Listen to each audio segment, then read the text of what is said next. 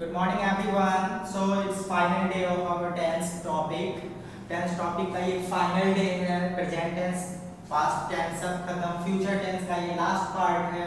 सो देखो future perfect continuous tense क्या होता है. तो this part of future tense shows an action that will start in future and remain continue in future for period of time and or point of time. तो future perfect continuous tense से हमें ये पता चलता है ऐसे ऐसे sentences देखने को मिलते हैं जो फ्यूचर में स्टार्ट होंगे और फ्यूचर में कुछ समय के लिए, पीरियड ऑफ टाइम के लिए या फिर पॉइंट ऑफ टाइम के लिए जारी रहेंगे, है ना. जैसे देखो एग्जांपल में I shall have been teaching you for 2 years. She will have been writing a letter since Monday, है ना. तो इस तरह से सेंटेंसेस आपको इंग्लिश में देखने को मिलेंगे. आइडेंटिटी की बात करें तो क्रिया के अंत में ता आ रहूंगा, ती आ रहेगी, ते आ रहेंगे, है ना. तो इस तरह से क्रिया के अंत में आपको देखने को मिलेंगे.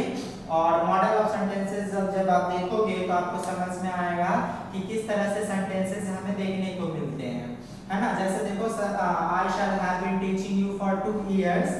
मैं 2 वर्षों से आपको पढ़ाते आ रहूंगा. देखो पढ़ाना वर्ब है, इसके लास्ट में ते आ रहूंगा. तो इस तरह से सेंटेंस में आते हैं. दूसरा देखो she will have been writing a letter since Monday. वह सोमवार से एक पत्र लिखती रहेगी, ती रहेगी, है ना.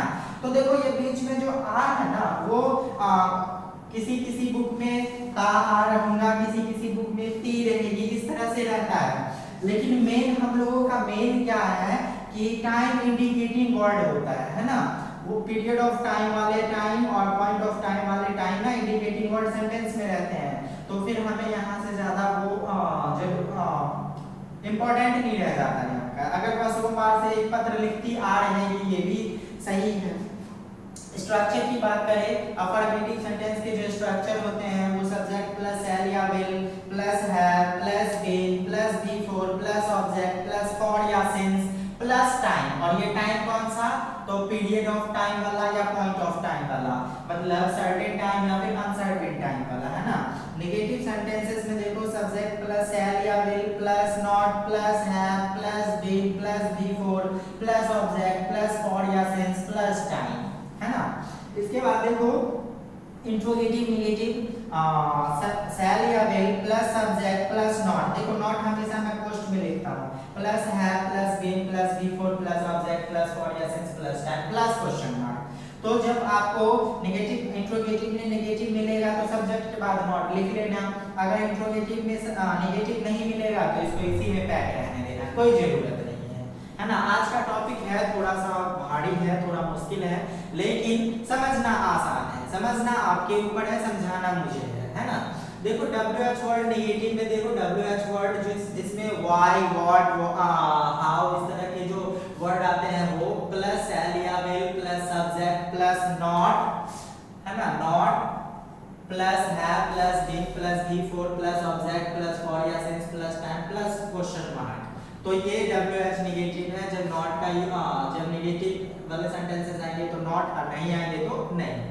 अब देखो रूल्स है कि फॉर कहाँ पे यूज होगा, सिंस कहाँ पे यूज होगा. तो ये पहले भी मैंने जब प्रेजेंट परफेक्ट कंटीन्यूअस टेंस और पास्ट परफेक्ट कंटीन्यूअस टेंस बताया था उस समय भी मैं ये बताया था, आज भी बता रहा हूँ. फॉर जो है वो पीरियड ऑफ टाइम के लिए यूज होता है, समय की अवधि या फिर सर्टेन टाइम, जिस टाइम के बारे में हमें कुछ पता हो उस टाइम के बारे के लिए फॉर का यूज होता है. जैसे देखो for 2 years 2 months 1 hour 5 days etc. इस तरह से जो टाइम इंडिकेटिव वर्ड आते हैं जिसमें हमें पता चल जाता है कि हाँ जब काम खत्म होगा उससे 2 साल पहले से या 2 दिन पहले से वो काम होते आ रहा है तो हम लोग for का यूज करते हैं. वहीं देखो सिंस का पॉइंट ऑफ टाइम या फिर अनसर्टेन टाइम, जिस टाइम के बारे में हमें ना पता हो उसके पहले हम लोग for सिंस का यूज करते हैं.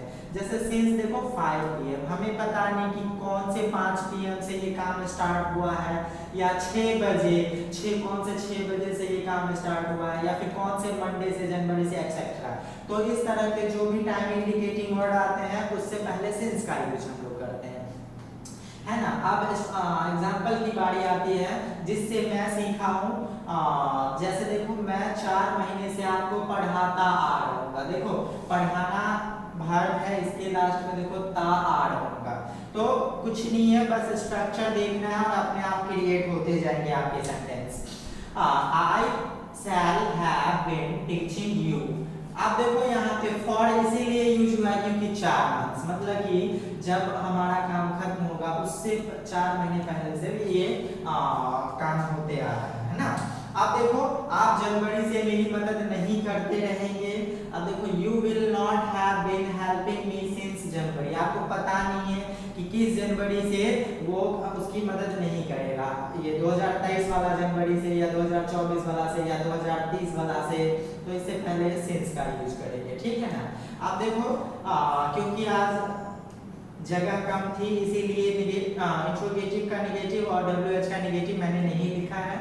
क्या वह 5 वर्षों से दिल्ली में रहते आ रहेगा, तो देखो विल ही हैव बीन। अब देखो मैं बार बार कहता हूँ ही के साथ हैव हमने कहीं नहीं देखा, लेकिन ये स्ट्रक्चर के साथ है माय डियर, ये ऐसे नहीं है कि कुछ भी लिख दिया, ऐसा नहीं है, स्ट्रक्चर जो है हम वही करते हैं, है ना। So will he have been living in Delhi for 5 years। 5 years देखो point of time, period of time वाला इंडिकेटिंग वर्ड है, टाइम है, इसीलिए इसके पहले फॉर का यूज किया गया है। अब देखो राधा 5 बजे से क्यों एक गाना गाती रहेगी। Why will Radha have been singing a song since 5 o'clock। तो इस तरह से हम लोग सेंटेंसेस क्रिएट करते हैं। So thank you so much.